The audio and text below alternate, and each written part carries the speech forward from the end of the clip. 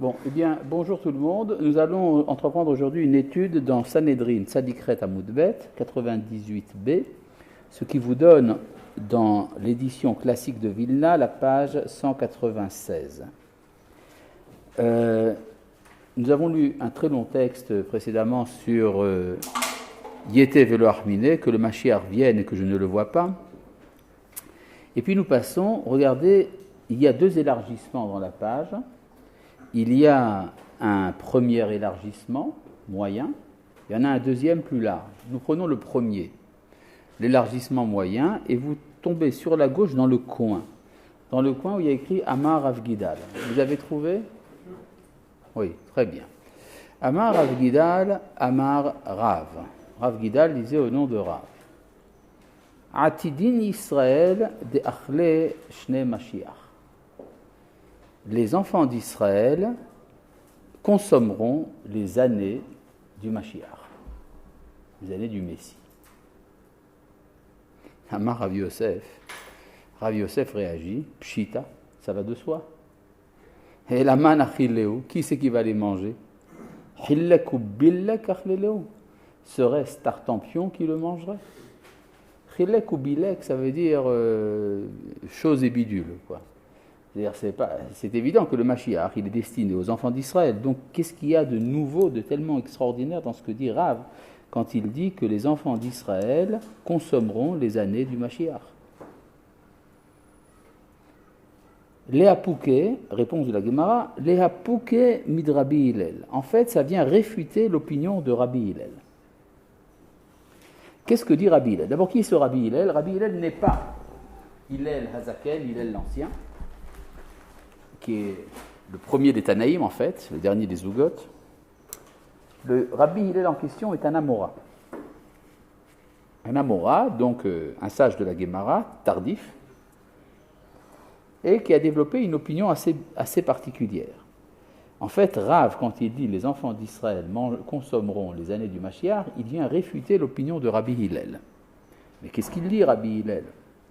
De Amar, qui a dit « En Mashiach li Israël », il n'y aura pas de Messie pour Israël.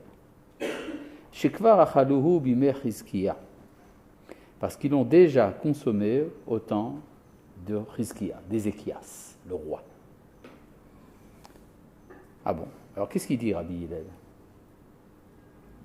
Qu'il n'y aura pas de Mashiach. Ah bon? Comment? Est-ce que Rabbi Hillel, c'est Beth Hillel? Disons qu'il y a une correspondance entre le mot Hillel et le mot Hillel, mais entre Beth et Rabbi, je n'ai pas l'impression que ce soit le même mot.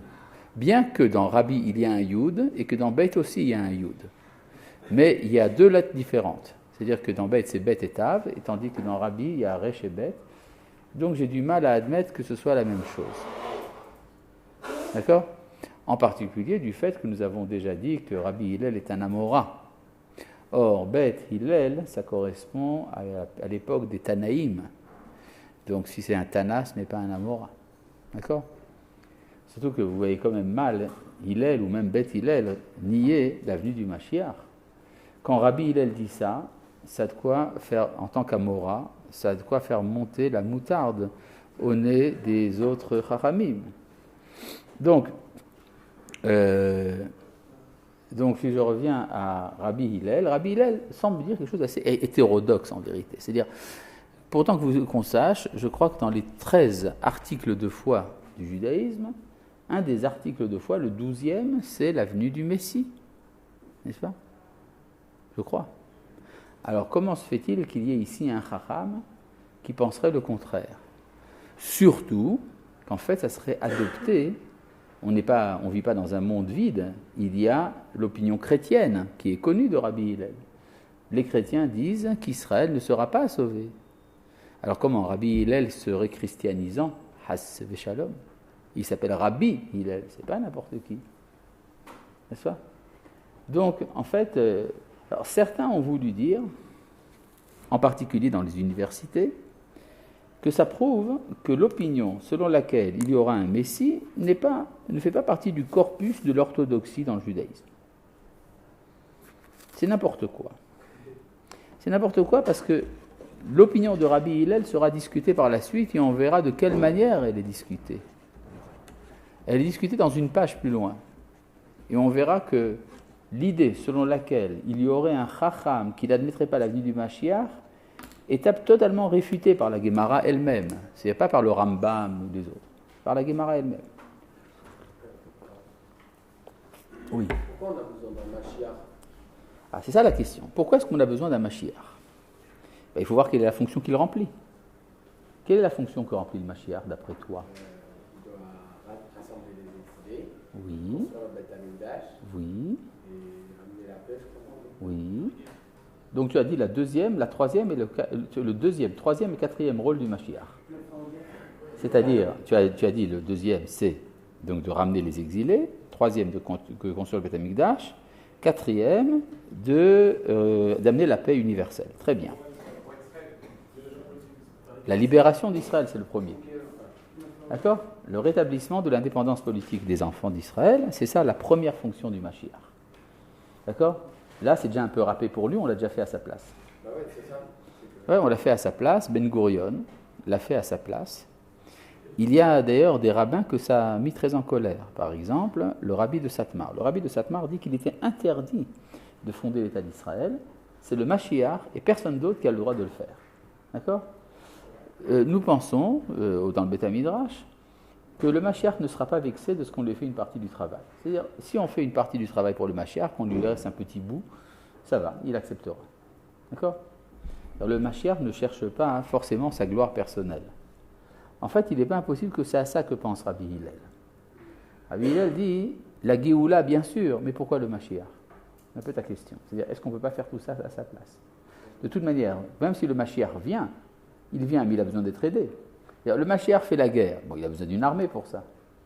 Le Mashiach a besoin de construire le Beth Amikdash, il a besoin d'architectes pour ça. C'est-à-dire, de toute manière, il est aidé par la société. Donc, est-ce que tout se focalise dans une individualité, un personnage assez miraculeux, assez particulier, ou bien ça se fait par la collectivité? En fait, ce n'est pas si important que ça. Alors, le problème, s'ils ont déjà prouvé que c'est peu important, alors pourquoi il y a quand même le Mashiach? Ça, la Gemara en discutera par la suite, dans la page Sadik-Tet. Oui. Il me semble que dans Shimon Bet, Kadosh Baruch Hu, il dit top, alors parce que vous avez voulu un roi et être comme les autres, alors je vous ai donné un roi. Oui, alors ça pose un autre problème, effectivement. Est-ce que la Torah veut d'un régime monarchique ou est-ce qu'elle ne veut pas d'un régime monarchique? D'accord? Le prophète Shmuel semble ne pas être d'accord, n'est-ce pas? D'un autre côté, la Torah elle-même nous dit Som tassim alecha melech, tu mettras à ta tête un roi. N'est-ce pas? Donc il y a ici une contradiction au sein même du Tanakh. Est-ce qu'on va être dirigé directement par Hachem ou est-ce qu'on doit avoir. Je comprends. Ce que tu dis là, en fait, c'est la sensibilité juive au problème du pouvoir en général. C'est-à-dire, quand ce que dit le rabbi de Satmar, bien qu'il ait tort au niveau de la halakha, mais dans le principe, ce qu'il dit est très vrai. Il dit que tout régime politique, toute entité politique, est une révolte contre la royauté de Dieu. C'est-à-dire, c'est Dieu qui gouverne, pourquoi est-ce que vous mettez un système qui fait écran entre Akadosh Baruch Hu et les hommes? N'est-ce pas? C'est de l'idolâtrie pour lui, quasiment. D'accord? Bien que cette sensibilité que tu exprimes dans ta question est évidente. Et pourtant, la Torah dit qu'il y a une mitzvah d'avoir un roi. Alors, comment comprendre ça? Ça demanderait une étude en soi sur le régime politique selon la Torah. Je crois avoir donné d'ailleurs là-dessus un cours à une occasion ou une autre, même en français, je crois, dans le cas du Machon Mir, mais sinon, tu peux rentrer dans le site en hébreu, et tu vois, Amishtar Amedini, les filles à Yehadut, et tu trouves tout de suite. Voilà. Bon. Eh ben, sur le site du Machon Mir, à Rutzmeir, Amishtar Amedini, les filles à Torah, ou un truc comme ça. Voilà, c'est pas si difficile, vous n'avez qu'à chercher, ce qui me dispense de sortir du sujet qui nous préoccupe. D'accord? Bon. Maintenant, pour savoir effectivement pourquoi est-ce qu'on a besoin quand même d'un roi et tout le reste, tout le bazar, ça sera dans la page Sadik-Tet. Donc, c'est pas si loin que ça. Il y a même des chances qu'éventuellement on y arrive aujourd'hui. Tout dépendra du nombre de freins qui seront mis à l'étude. C'est tout. Bon. Amarav. La ivre alma et la les David. Ou Shmuel amar les Moshe, ve Rabbi Yochanan amar les Mashiach. Rav disait, le monde n'a été créé que pour David. Shmuel dit le monde n'a été créé que pour Moshe. Et Rabbi Yochanan dit que le monde n'a été créé que pour le Mashiach. Bon, alors ça veut dire d'abord qu'il y a deux opinions, celle de Rav et Shmuel, qui ne mettent pas le Mashiach au centre de l'histoire. C'est-à-dire, le Mashiach vient achever le projet historique, mais ce n'est pas pour lui que le monde a été créé. Il a été créé pour David ou pour Moshe. Bizarre quand même. Ça représente quoi, David? C'est qui David? Quoi qu'il y a encore? Hein? David est le Mashiach. Mais on dit soit David, soit Moshe, soit le Mashiach. Il faut décider. Donc David n'est pas le Mashiach. Exactement. C'est-à-dire que David, en fait, c'est le roi. C'est le roi par excellence. C'est l'État d'Israël, si vous voulez. C'est-à-dire, c'est comme si on disait le monde a été créé pour une identité collective dont le roi est David, c'est-à-dire le peuple d'Israël. Tandis que si je dis pour Moshe, ça veut dire quoi? Que le monde a été créé pour la Torah. Évidemment, il y a toujours une bipolarité dans les Midrashim pour savoir quel est le point central du monde. Est-ce que c'est la Torah, est-ce que c'est d'Israël? En fait, c'est lié l'un à l'autre, puisque la Torah, c'est l'âme d'Israël. Mais savoir, est-ce que c'est le récipient ou bien est-ce que c'est le contenu qui est l'essentiel? Ça dépend, on peut discuter de deux manières. C'est-à-dire que quand on parle d'un récipient, donc le récipient en général n'est qu'un moyen, n'est-ce pas? Un récipient n'est qu'un moyen du contenu. Donc ça veut dire qu'Israël n'est qu'un moyen de la Torah. Mais, comme le fait si bien remarquer un de nos maîtres, le Rav Druckmann, un récipient dont on ne peut pas se passer, qu'est-ce qu'il y a encore? Il y a une question, tu peux me la poser à moi. C'est d'accord, c'est très bien de la poser à moi, ça me dérange moins. Le Rav Chaim Druckmann, vous voyez, il dit un récipient qui est absolument indispensable, c'est donc il est le but. C'est un moyen sans lequel on ne peut rien, c'est donc il est le but. D'accord? Quoi? Si par exemple, je veux mettre, je ne sais pas, un liquide dans un verre. Alors si on me dit, peu importe le verre, l'essentiel c'est que le liquide soit contenu. Donc le verre n'est pas important. Le verre n'est qu'un moyen. N'est-ce pas? Mais si je dis, ça ne peut être que dans ce verre et pas dans un autre. C'est le verre qui est le but. Il est, il a l'air d'être en fait un moyen, mais en fait il est un but. D'accord?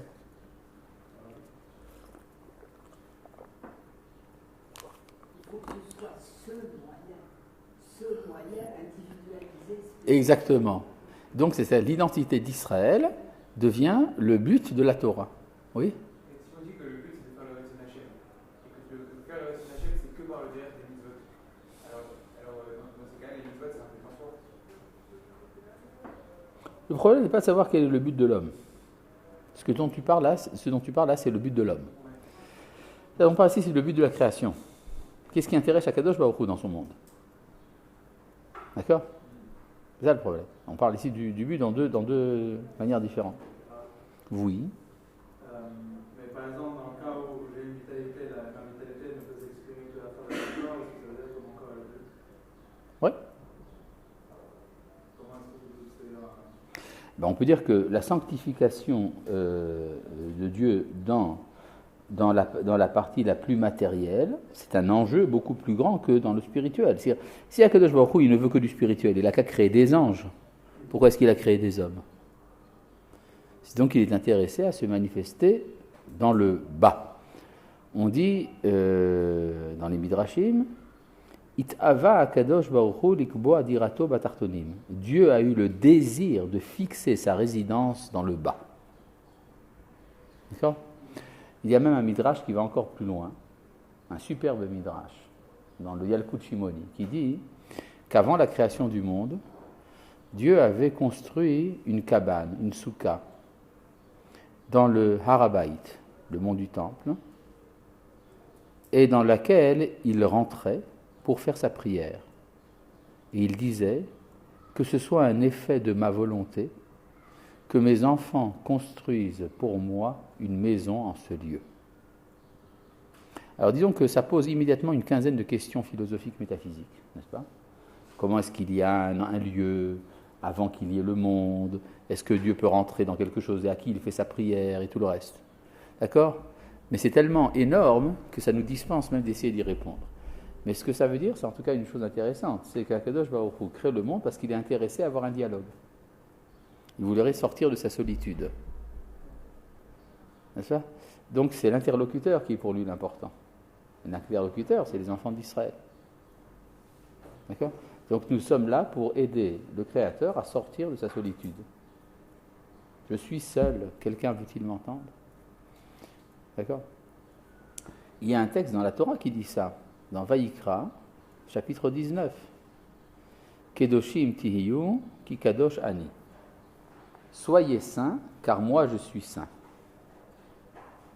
Ah bon? Quel est le rapport? Dieu peut être saint. Pourquoi veut-il que nous soyons saints parce que lui est saint? Pour qu'on puisse jouer ensemble. On veut dire que le but de la création est une sorte de jeu. D'accord? Bon. Donc, ça explique pourquoi il y a toujours cette ambivalence. Moshe ou David.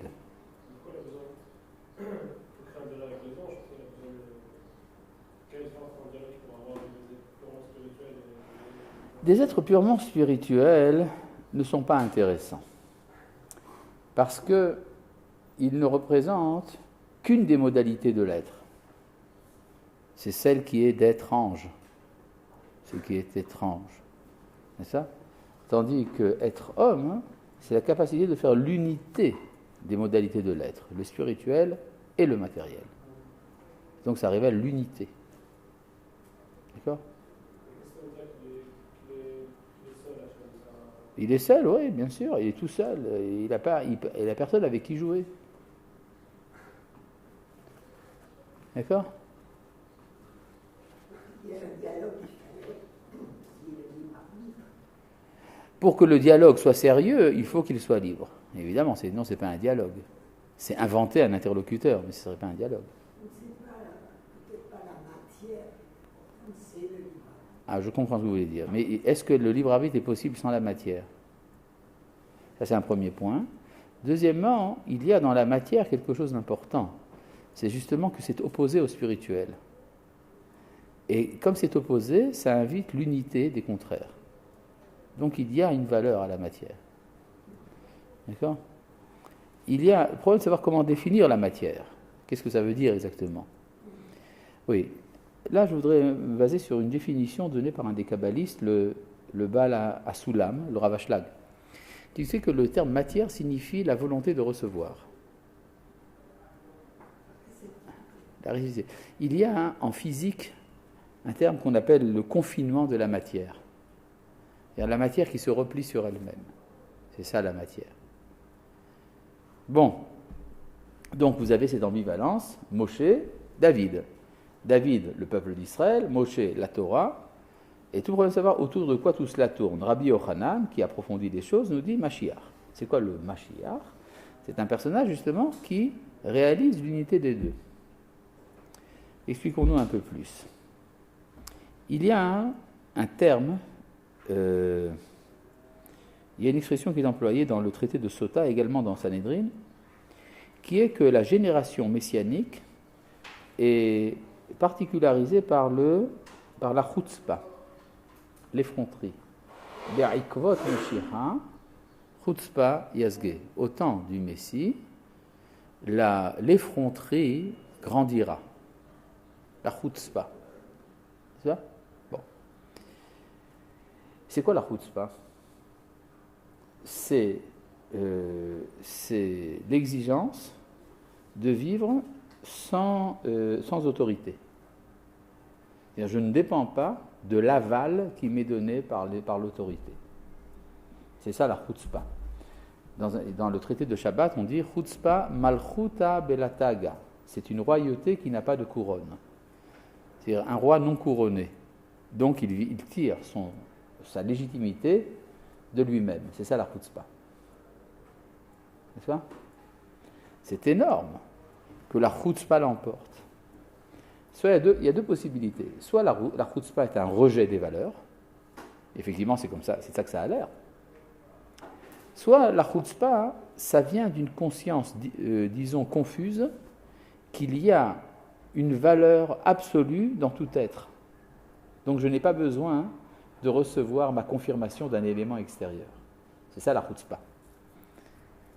Or, il y a dans le klal Israël une valeur de sainteté en soi, qui est l'origine de la chutzpah du temps messianique, nous dit le Rav Kook. C'est-à-dire ce sentiment que le temps est venu de manifester une sainteté intérieure.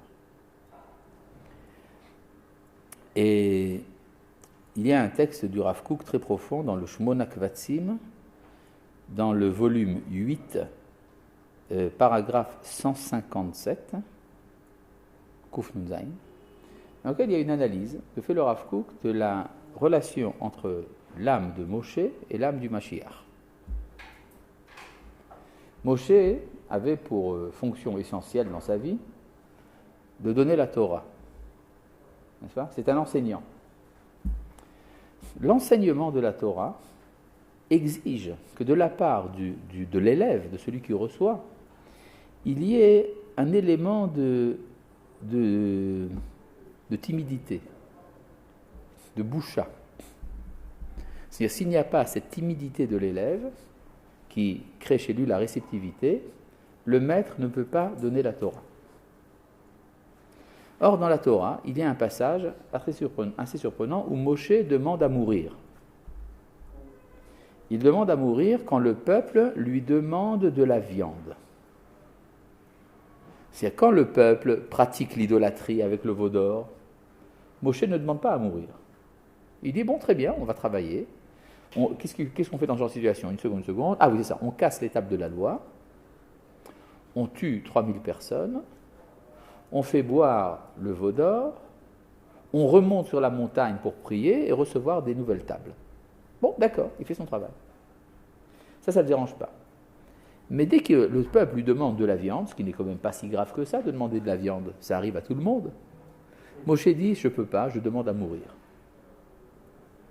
Alors, le Rav Kook explique que la raison pour laquelle Moshe n'a pas pu tenir face à l'exigence de la viande, c'est que la viande venait d'une chutzpah.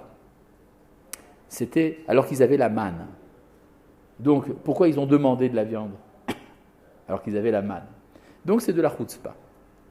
En fait, le peuple mettait Moshe à l'épreuve pour savoir s'il pouvait être le Mashiach. Parce que le Mashiach, lui, il s'en fiche pas mal de la chutzpah des enfants d'Israël. Au contraire, ça l'intéresse. Il cherche à découvrir l'élément de sainteté qui se cache dans la chutzpah des enfants d'Israël. Donc, pour lui, il n'y a pas de problème. Mais Moshe qui est là pour donner la Torah, la chutzpah, c'est l'antithèse de la Torah. Donc, il ne peut pas la donner. Donc, il a perdu son rôle. Donc, il dit, je veux mourir. Et c'est en cela que Moshe, donc, a raté l'occasion d'être le Mashiach. Il était trop religieux. Vous avez compris ? Oui. Peut-être qu'il y a plusieurs temps. Il y a un temps pour... Alors tu viens... Oui, j'ai compris. C'est-à-dire que tu aimes bien Moshe, tu veux le justifier. Non, c'est bien. Parce que je me dis que justement, là où il a voulu mourir, c'est qu'il a compris aussi qu'avec cette chutzpah, le peuple, je le mets un peu plus fautif, et je dis que ce peuple, il n'était pas dans les moyens de mécaber la Torah. Oui, d'accord, mais ça c'est trop facile. C'est-à-dire si tu mets toute la Torah, si tu mets uniquement la Torah au centre de tout. Mais il y a autre chose que la Torah dans le monde. Il y a aussi la sainteté d'Israël. Et ça, il faut être le Mashiach pour le découvrir. D'accord ? C'est-à-dire si Moshe ne se concentre que sur la Torah, il aime la Torah parce que la Torah, c'est bien. La Torah, c'est ce qui fait qu'on est le peuple juif, comme disent certains. N'est-ce pas ? On est juif, on est un peuple grâce à la Torah, ce qui est absolument absurde, mais enfin, ce genre d'affirmation est possible. C'est ce qu'on appelle la tendance rarédite. D'accord ? Et donc, si c'était ça, donc Moshe a raison. Le peuple n'est pas digne. Mais au contraire, le peuple était digne. Et il était digne justement de ce que la Neshama de Adam Arishon, du premier homme, réapparaisse. C'est quoi la Neshama d'Adam Arishon ? C'est très intéressant. La Neshama d'Adam Arishon, c'est une Neshama dans laquelle la distinction entre le spirituel et le naturel n'existait pas encore. Il y avait unité. C'est la raison pour laquelle Myriam, la sœur de Moshe, a exigé que Moshe ne quitte pas sa femme pour faire l'unité de la sainteté et de la nature. Mais Moshe n'en était pas capable. D'accord ?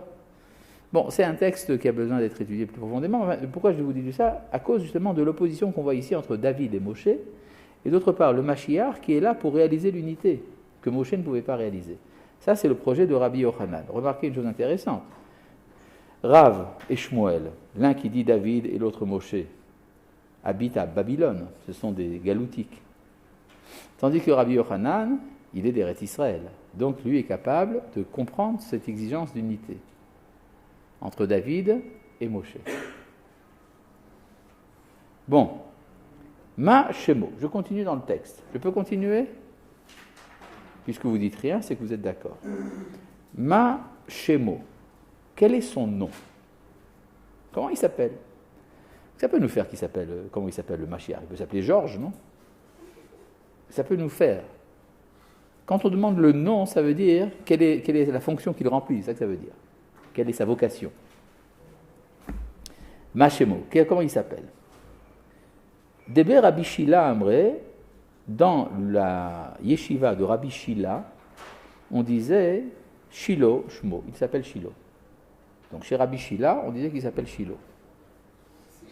Chez Nehemar, ainsi qu'il est dit, Ad ki yavo Shilo, jusqu'à ce que vienne Shilo.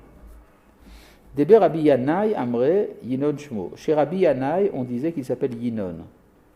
Chez Nehemar, Yehi Shemo Leolam Lifne Shemesh Yinon Shemo. Son nom est éternel devant le soleil, Yinon est son nom.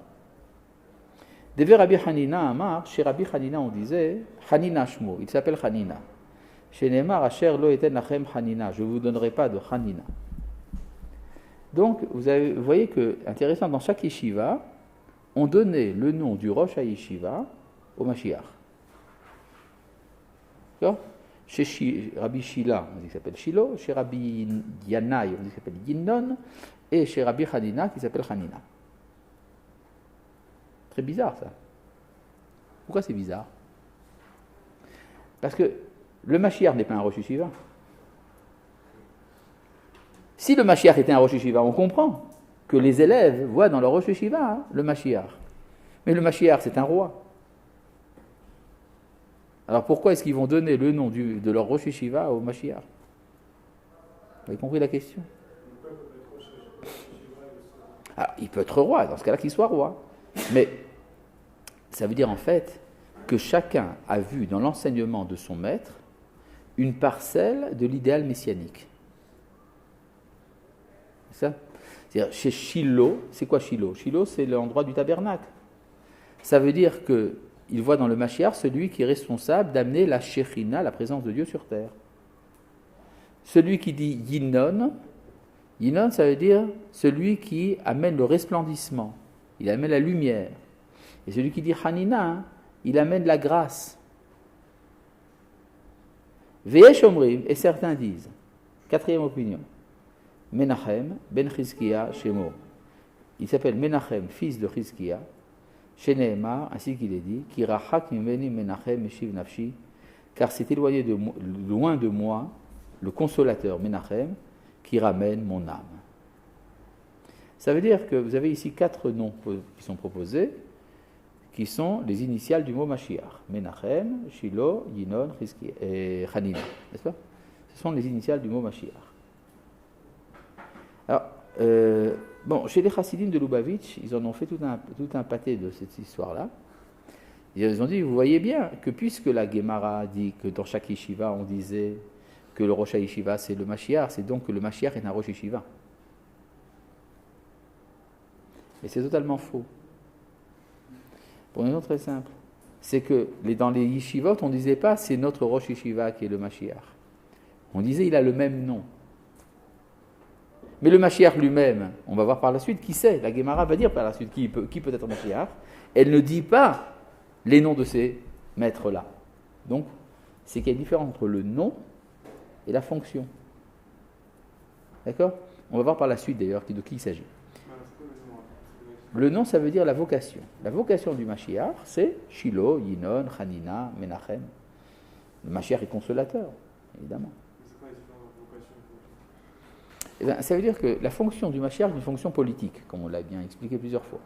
Le Rosh HaYeshiva n'est pas un dirigeant politique, c'est un dirigeant spirituel. Mais il porte en lui des valeurs.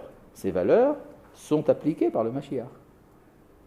Si vous voulez, Rabbi Shila peut être le conseiller spirituel du roi Mashiach. Il le mettra dans un bureau spécial. D'accord ? Vous rentrez chez le Mashiach, vous avez 4 bureaux. Là, c'est Rabbi Shila, là, c'est Rabbi Hanina, etc. D'accord ?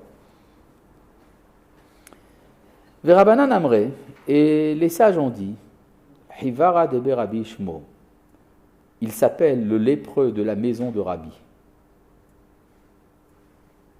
C'est un beau nom, ça, non ? Lépreux de la maison de Rabbi, sur une carte de visite, ça fait très bien. Chez Nehemar, ainsi qu'il est dit, Achen holayenu hunnasa umachovenu sevalam. En effet, il a supporté notre maladie, nos souffrances, c'est lui qui les porte. Va narnu chashavnu nagua, et nous l'avons cru atteint, mouké Elohim, frappé par Dieu, ou me'ouné, et torturé. Vous avez donc un texte dans Yeshayahu qui parle d'un individu qui est souffrant et que tout le monde pensait être abandonné de Dieu et qui en fait se révèle être aimé par Dieu. Et les Chachamim ont dit il s'agit du Mashiach. Bon, vous connaissez ce texte dans Isaïe. Il est interprété par les chrétiens comme se référant à leur fondateur, n'est-ce pas, Jésus. Ils disent c'est lui le souffrant, le serviteur de Dieu souffrant, etc. Alors quand les chrétiens disent ça aux juifs, qu'est-ce que répondent les juifs ? N'est-dit, mais pas du tout. Ce texte ne parle pas du Mashiach, ce texte parle du Klal Israël, n'est-ce pas ? Interprétation donnée par Rabbi Yehuda Halevi dans le Kuzari, également donnée par le Ramban. Il y a seulement un petit problème, c'est que la Gemara donne l'interprétation chrétienne. C'est-à-dire qu'elle admet que ce personnage souffrant, ça peut être le Mashiach. Alors évidemment pas Jésus, n'importe quoi, mais qu'il y a un élément de souffrance chez le Mashiach qui fait qu'il est là pour expier les fautes d'Israël, cet élément existe dans la tradition, n'est-ce pas ? D'ailleurs, il a été utilisé à bloc par les chassidim de Lubavitch lors de la maladie du rabbi. Et voilà, il souffre dans sa maladie les souffrances du Klal Israël et tout le bazar. D'accord ? Mais il y a ici une différence très importante. On va voir par la suite qu'effectivement, la Gemara ne donne pas d'importance à la personnalité individuelle du Mashiach, mais à ce qu'il représente au niveau du Klal. Alors voyons un peu la suite. Amar Rav Nachman. Rav Nachman disait I min hayaya hu kegon ana. S'il est parmi les vivants, alors il est comme moi. Rav Nachman dit, voilà, si vous cherchez quelqu'un comme Mashiach, je suis là. Si ça peut vous être utile, je remplis la fonction. C'est ce que dit Rav Nachman. Vous remarquez que c'est très différent de ce qu'on a dit jusqu'à présent. Jusqu'à présent, on a dit quel était son nom. Mais on n'a pas dit qui peut l'être. Et là, Rav Nachman dit, moi je peux. Mais pourquoi est-ce que Rav Nachman pense qu'il peut être le Mashiach plus qu'un autre? D'accord? Chez Nehemar, ainsi qu'il est dit, Ve'aya adiro mimennu umoshelo mikirbo yetse. Alors quel est le verset qui prouve que Rav Nachman peut être le Mashiach? Ainsi qu'il est dit, son puissant viendra de lui-même, son gouverneur sortira de son sein. Où est Rav Nachman dans cette histoire? Alors peut-être ça veut dire que c'est une autonomination. C'est-à-dire Rav Nachman se nomme Mashiach, et la preuve, c'est que le prophète nous dit que le Mashiach peut se nommer lui-même. Ou Moshlo Mikirbo Yetse, c'est de son intérieur que ça vient. Il y a une gématria intéressante. Le fou en hébreu se dit Meshuga. C'est la gématria de Ani Mashiach. Je suis le Messie. De même que les fous français se prennent pour Napoléon, qui est leur Mashiach à sa manière, eh bien, les fous juifs se prennent pour le Mashiach. N'est-ce pas? Et il y a une raison à cela. C'est que chacun, à son niveau, est son propre Mashiach. Il est son sauveur. C'est même qu'il y a le sauveur de tout Israël, il y a le sauveur de l'individu. Il y avait au Kotel un maître, un kabbaliste, le Rav Zussman, qui était lui-même élève du Rav Harlap, élève du Rav Kook. Très grand kabbaliste, il donnait des cours dans la cour du Kotel. Et il y avait là-bas quelqu'un qui n'arrêtait pas de lui casser les pieds en lui disant « Je suis le Mashiach, je suis le Mashiach ». Un jour, le Rav Zussman lui dit « Écoute, sache que dans tout homme d'Israël, il y a une étincelle messianique. Mais celui qui en parle perd la chose. » Depuis, il s'est tu. D'accord. Bon, mais enfin, il faut comprendre un peu plus pourquoi Rav Nachman plus qu'un autre. D'accord? Rav Nachman est quand même un personnage assez intéressant. Amar Rav, et Rav disait, Imin Hayayahu, s'il est parmi les vivants, Kegon Rabbeinu Akadosh, il est comme notre maître le saint. Qui c'est le maître saint du temps de Rav? C'est Rabbi Yehuda Hanassi, l'auteur de la Mishnah. Imin Metayahu, mais s'il est parmi les morts, Kegon Daniel Ishramudot, il est comme, c'est quelqu'un comme Daniel, l'homme gracieux. D'accord? Ishramudot. Donc nous avons ici 3 personnages qui sont mentionnés par la Gemara comme étant candidats à être messianisés. Soit Rav Nachman, soit Rabbi Yehuda Hanassi, soit Daniel. Qu'est-ce qu'il y a? Quel est le dénominateur commun de ces 3 maîtres? Vous ne savez pas? Tous les 3 possédaient le pouvoir politique. Daniel était vice-roi de Babylone. Rabbi Yehuda Hanassi était prince d'Israël. Il avait une police, il levait les impôts. Et Rav Nachman était juge en Babylonie, nommé par le Resh Galuta.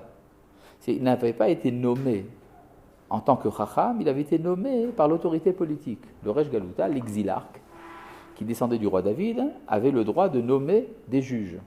C'est donc en tant qu'émanation du pouvoir politique que Rav Nachman jugeait. Donc ce que disait Rav Nachman, étant donné que je suis parmi les Chachamim le seul à avoir la puissance politique, donc je peux être le Mashiach. De même, Rabbi Yehuda Hanassi, de même, Daniel. Vous avez compris? Ça veut dire que si vous cherchez quelqu'un qui est candidat à être Mashiach, cherchez dans la classe politique israélienne quelqu'un qui a le pouvoir. Ça peut être le Premier ministre, ça peut être le président, ça peut être quelque chose de ce genre. D'accord? Mais c'est la fonction première. Maintenant, évidemment, tous ces 3-là étaient des tzadikim, donc il faut chercher quelqu'un qui est tzadik. Alors, il faut faire le travail. D'accord? Mais c'est ça que dit la Gemara. Est-ce qu'on a besoin de chercher, il se manifestera? Alors, ça veut dire quoi, il se manifeste? C'est-à-dire qu'il construit le temps. Voilà, exactement. C'est-à-dire, si quelqu'un remplit la fonction, il est le Mashiach. Il n'a même pas besoin d'ailleurs de se déclarer. Oui. Parce que souvent, il y a des gens qui disent, qui se déclarent Mashiach. Ah, ça sert à quoi de se déclarer? Ça sert à rien. Il faut le faire, évidemment. Amar Rav Yehuda, Amar Rav.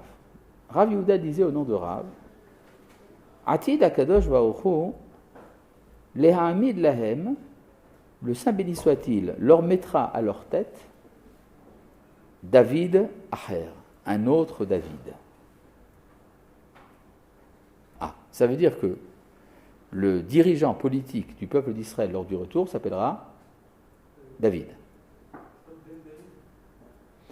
Est-ce que tu as le texte de la Gemara devant les yeux ou pas? Oui, mais c'est pas ça qu'il y a écrit. Il y a écrit qu'il y aura un autre David. C'est-à-dire celui qui amènera la restitution de l'indépendance politique d'Israël s'appellera David. Mais Rav rajoute un mot assez intéressant, Acher, autre. Que signifie le mot Acher dans le langage des Chachamim?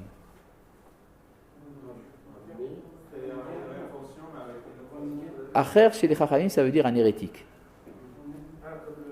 Oui, comme Elisha ben Abouya, qu'on appelle Acher, parce qu'il est devenu hérétique. D'accord? Donc le mot Acher n'est pas intermélogieux. Par exemple, également pour des autres dieux. L'otishtachavé le'el Acher. Tu ne te prosternes pas devant un autre dieu.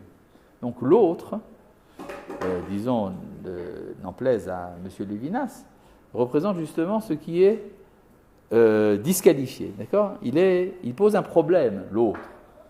D'accord? Donc David, Acher, c'est un autre. C'est-à-dire, il aura le pouvoir politique, il amènera à la libération d'Israël, mais il aura des problèmes. Il sera hérétique. D'accord? Donc, un jour, quand sera restaurée l'indépendance politique d'Israël, il faut s'attendre à ce qu'un jour, il y ait un dirigeant politique du nom de David, avec des mauvaises opinions, qui entraînera l'indépendance d'Israël. Ah, ça, oui, je suis un peu largué parfois. J'oublie que l'histoire a avancé sans que je lui demande. D'accord, oui. Comment est-ce qu'il peut être sadique et. Il n'y a pas écrit de sadique? Dans tout ce qu'on vient de dire, il a. Ben non, ben c'est pas le Mashiach, justement. C'est-à-dire, s'il s'agit du Mashiach, alors il ne s'appelle pas David, on avait dit. C'était soit quelqu'un comme Rav Nachman, soit comme Daniel, soit comme Rabbi Yehuda Anassi, d'accord, Rabbi Noah Kadosh. Et puis s'il y a un nom, son nom c'est pas David, c'est Menachem, Chizkia, etc. Donc, le David en question est un dirigeant politique d'Israël, mais ce qui n'est pas forcément le Mashiach. Ouais.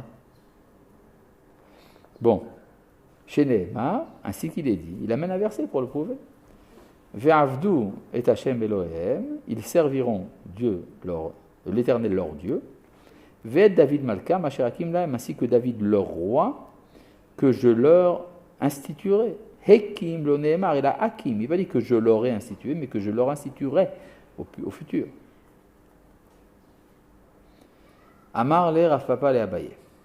Alors Rav Papa demande à Abaye, il dit Ve'aketi, mais n'est-il pas dit Ve David Avdi Nasi lahem leolam.